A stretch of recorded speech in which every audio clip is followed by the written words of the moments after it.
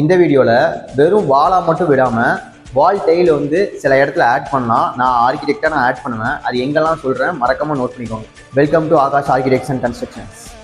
First bathroom and toilet வால்ஸில் இன்னுமே நீங்கள் டைல் யூஸ் பண்ணாமல் இருந்தீங்கன்னா கண்டிப்பாக டைல் யூஸ் பண்ண ஆரம்பிச்சிருங்க. க்ளீன் பண்ண ரொம்பவே ஈஸியாக இருக்கும். நெக்ஸ்ட்டு கிச்சனில் பேக் ஸ்ப்ளாஷ் ஏரியா கொடுக்காமல் இருந்தீங்கன்னா பேக் ஸ்ப்ளாஷ் ஏரியா ப்ராப்பராக டைலால் கொடுத்துருங்க. டைலோ கிரானைட்டோ இல்லை குவாட்ஸோ உங்கள் பட்ஜெட்டுக்கு ஏற்ற மாதிரி கொடுத்துருங்க. அப்போனா க்ளீன் பண்ண ரொம்ப ஈஸியாக இருக்கும். நீங்கள் சிம்னியே போட்டாலும் கண்டிப்பாக அங்கே கிச்சனில் அழுக்குப்படியும். ஸோ டைல் இருந்தால் ஈஸியாக தொடச்சி எடுத்துருவோம். நான் இப்போ சொன்னதெல்லாம் மோஸ்ட்லி எல்லாரும் வீட்லேயும் பண்ண ஆரம்பிச்சிட்டோம்.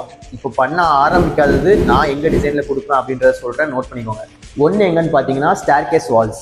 ஏன்னு பார்த்தீங்கன்னா எல்லாருமே அங்கே போகிறப்ப கண்டிப்பாக சின்ன பசங்களாக இருந்தால் கையை வச்சு தேய்ச்சிட்டே போவாங்க.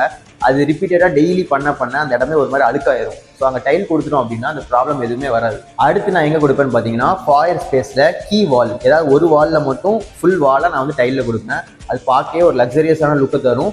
ப்ளஸ் என்னென்னு பார்த்தீங்கன்னா மெயின்டெனன்ஸும் ஈஸி. நீங்கள் முடிஞ்சால் 4 வாலுமே டைலாக கூட கொடுக்கலாம். ஏன்னா ஃபாயர் பார்த்தீங்கன்னா அழுக்கு அதிகமாக அங்கே சேரும். லாஸ்ட்டு பெட்ரூம் வால் டைல் கிளாடிங் கூட நீங்கள் கொடுக்க அவசியமே இல்லை.